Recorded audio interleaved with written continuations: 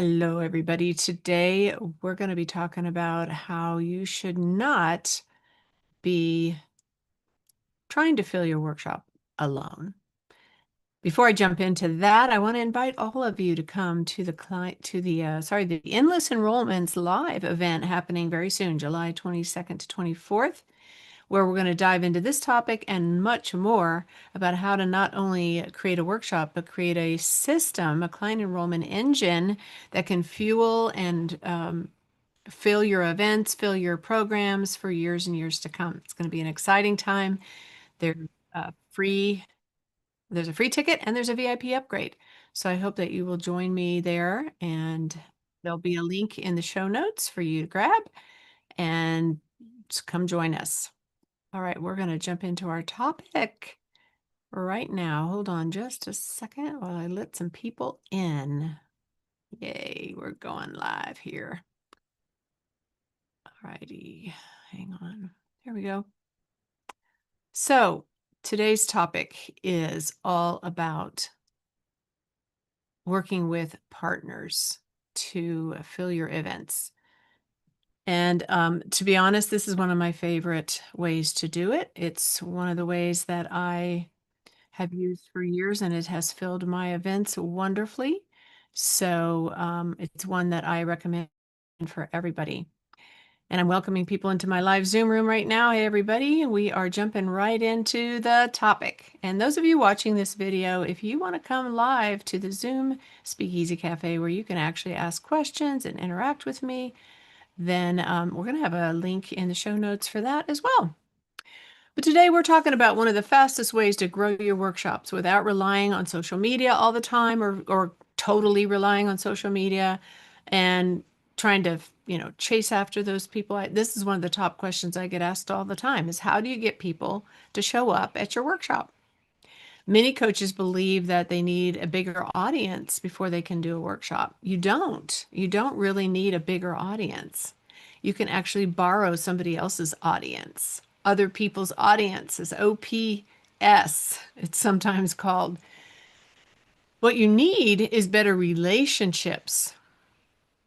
I remember a few weeks ago, actually, it was just last week, I attended an in-person event called JVX, which stands for Joint Venture Experience. That was my fifth time going to this event. It was amazing. And as I looked around the room, I saw friends, I saw business partners, people I've collaborated with for years now. And then I remembered my very first JVX when I almost knew no one in the room. And I didn't understand then all about JV partnerships and affiliate marketing and having promotional partners. I didn't know how people found promotional partners or what they even did for you. And honestly, I wondered why would anybody want to promote with me or connect with me, partner with me? So fast forward several years, those strangers now are my friends, my partners, and they have helped me fill countless workshops and events. In return, I've promoted them, introduced them to my audience, watched their businesses grow too.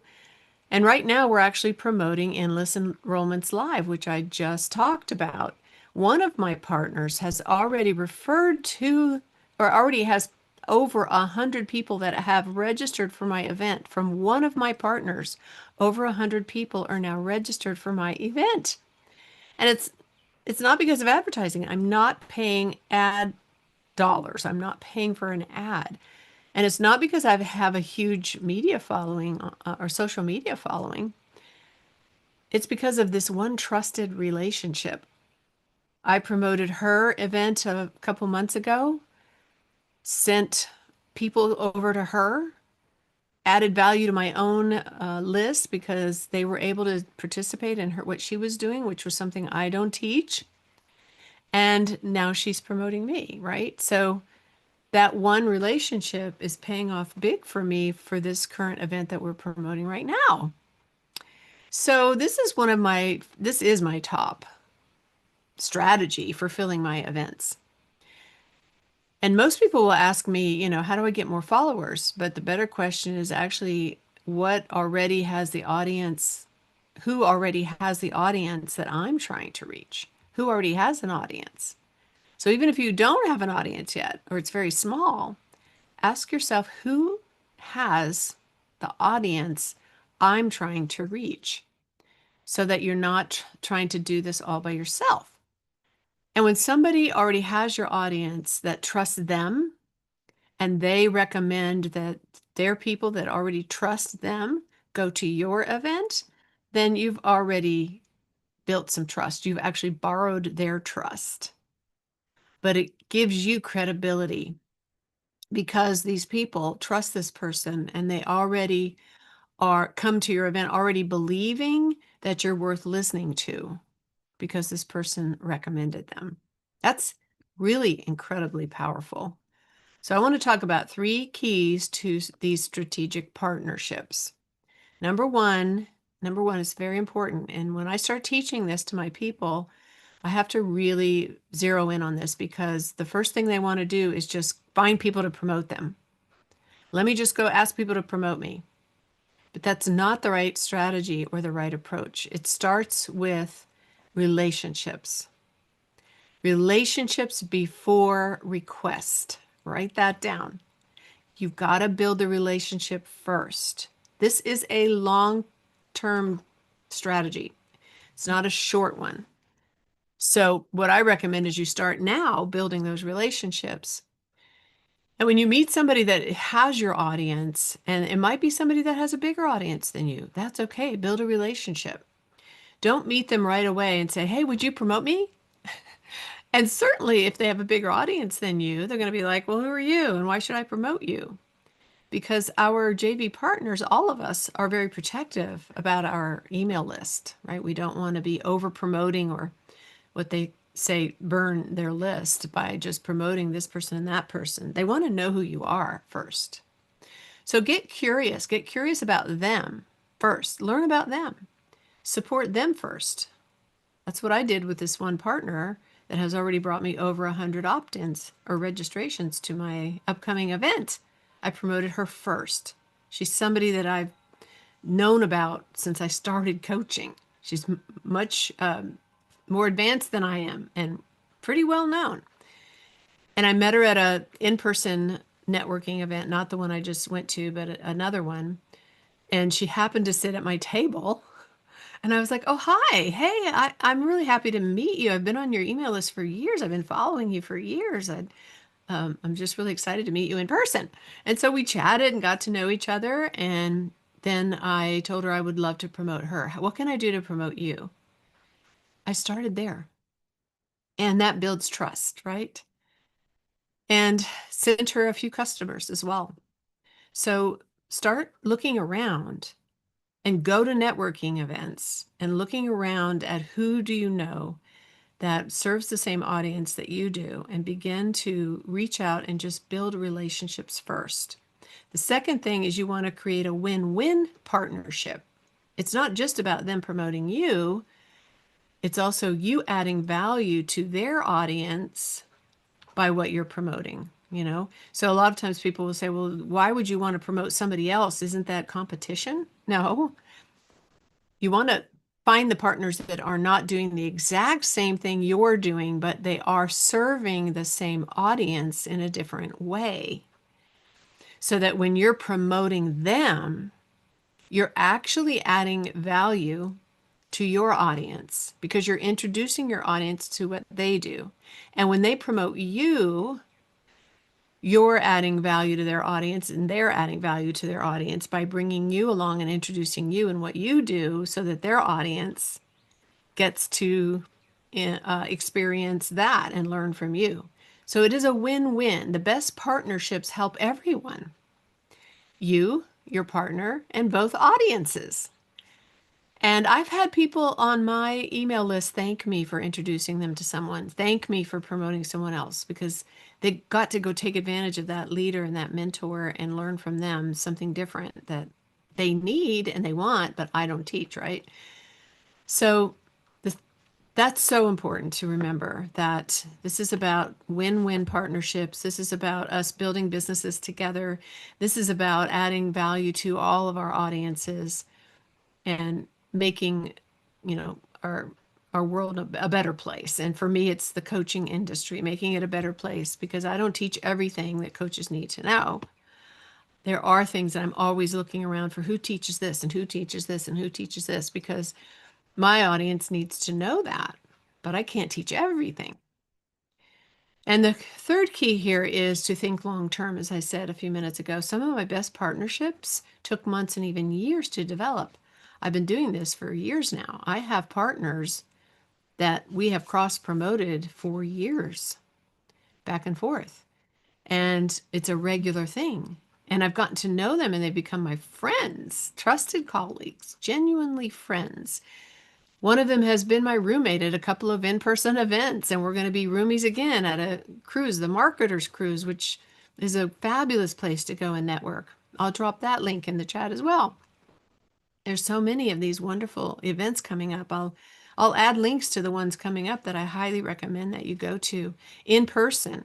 And then there's a bunch of them online that you can go to. So you're going to see a bunch of links in the show notes that help you to start going to these networking meetings and events and start building these relationships. And I recommend that you actually carve out time on your calendar every week to meet with and talk to a potential partner, meet them, set up a time to a good hour to meet with them on Zoom, and start by asking them, what do you do? Tell me about what you do, what you have coming up. Who do you serve? How do you serve them? So I can see how I might be able to support you. And then you let them talk for 20 minutes, 30 minutes. And then they ask you the same thing and you share what you're doing and what's coming up for you. And then the two of you come up with a deal if there's one that is there to make. Sometimes there isn't one. Sometimes there isn't a good match. But if there is a good match, then you say, well, I'll promote your upcoming workshop in August, and here are the dates I'm going to send out my emails. And then they say, well, I'm going to promote your event in September. And here are the dates I'm going to promote. And you get all the details written down and you put it on your calendar. And then you guys have a deal, right? And then when that event comes around, your partners, if you've been talking to partners and building these relationships, you have several of them lined up to promote that next event way before you even get there. I've been talking to partners about promoting this event this month for months, and some of them have been signed up since the beginning of the year for this particular event. So we get close to the event, I remind them, I send them the swipe copy, all the things they need, and off we go. Right? So here's your challenge this week. Instead of trying to get more followers, think about 5 people maybe that already serve your audience. Maybe you don't even know them yet personally, or maybe you do. And choose one or maybe 2 this week. Reach out to them. Start a conversation. If you don't have their email, find them on social media, on LinkedIn or Facebook, or Alignable is a great one that I use that's really great for this kind of thing. Send them a direct message. Say, hey, I just noticed that we serve the same audience, and I would love to just start a conversation with you to see how we might be able to support each other and see if they agree. And then, excuse me, and then set up a time to meet. No pitch. You're not asking them to promote you. You're asking if you can support them. No promotion request. Just begin building that relationship. Because every great relationship starts with one conversation. So if you'd like to learn how strategic partnerships can become one of your most effective client enrollment strategies, again, I invite you to come and attend Endless Enrollments Live, July 22 to 24. You can get a free ticket. You can upgrade to VIP and get all the recordings and extra masterclasses and extra VIP sessions only for $47. What a deal. I'm going to show you during those 3 days how partnerships fit into the complete workshop-based client enrollment system that we'll be talking about, and one that can consistently fill your events with other people's audiences. What a great way to do it, right? Fill your workshops, enroll more clients without trying to build your business alone. So that's what I have for you today. Those 3 tips. In fact, let me repeat them just in case you missed it. So just to summarize, the key number 1 is relationships before requests. Key two is create win-win partnerships for both you, your partners, and your audiences. And then think long term. Build it into a regular strategy for you. All right, I'm going to put in the chat here for those of you in Zoom. I see somebody's already signed up for my event. That's wonderful.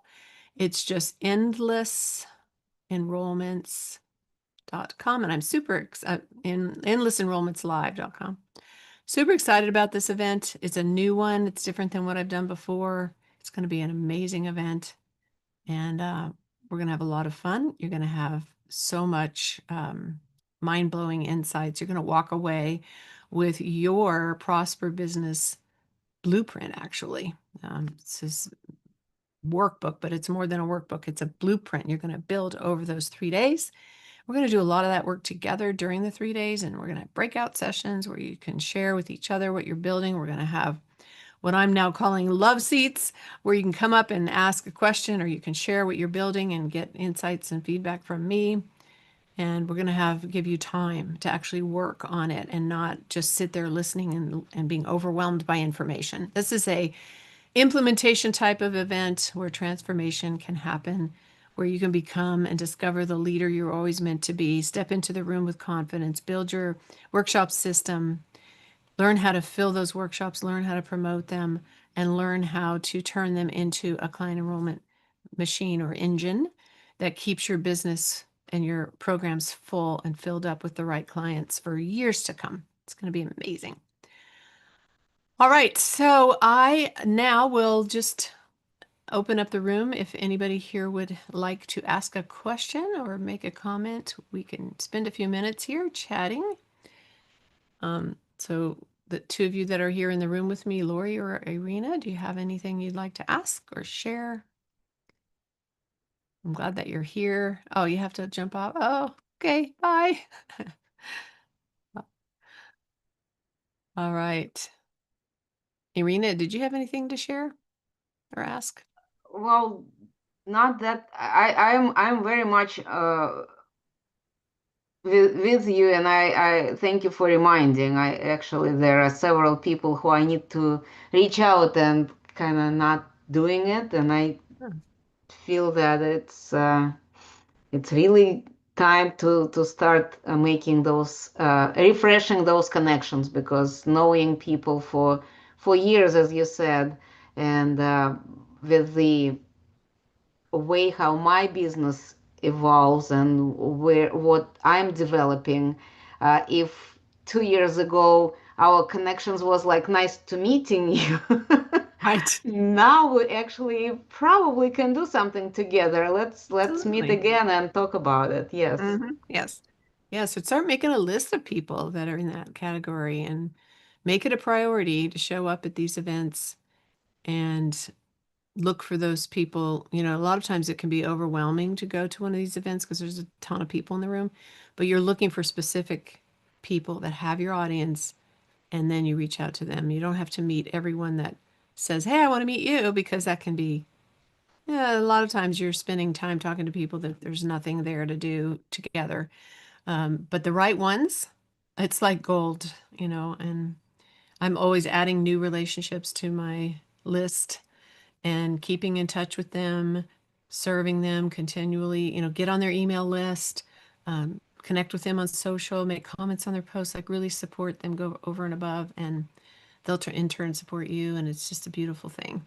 So it's Yeah. exciting when it really starts, you start to see your events fill up with people coming from other people's audiences.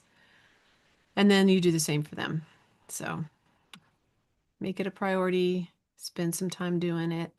I assure you, I promise you, it'll pay off big time.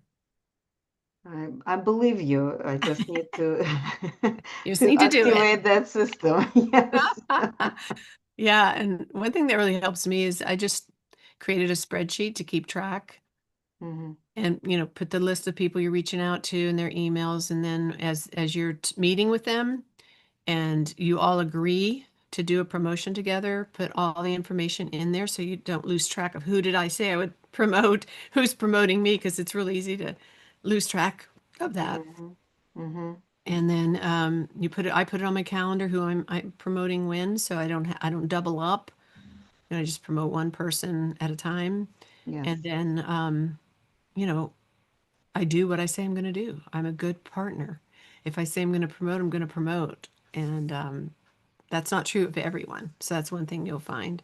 But the Mhm. ones that are true to their word, man, it's a good, it's really good relationship to have, and it's an amazing way to fill your events. So, So, like, let me ask you this. So, okay. you have right now your event coming up.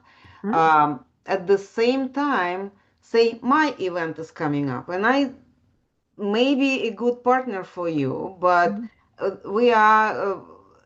It's Yeah. hypothetically, I don't have it, Yeah. but that may happen. Of And so your event and your partner's event happening on the same week, maybe on the same day. yeah. Uh, how are you How do dealing you do with that? those Good situations? question. Yeah.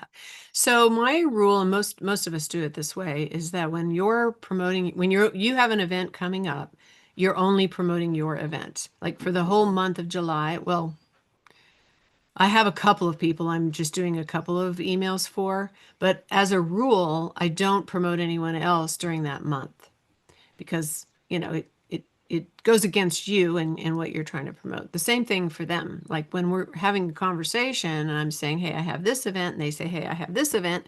We'll look at our calendars and we'll say, "Well, I can't do that one, but do you have another one?" And you Mm-hmm. just try to find the ones where, you don't you don't conflict with your own events coming up.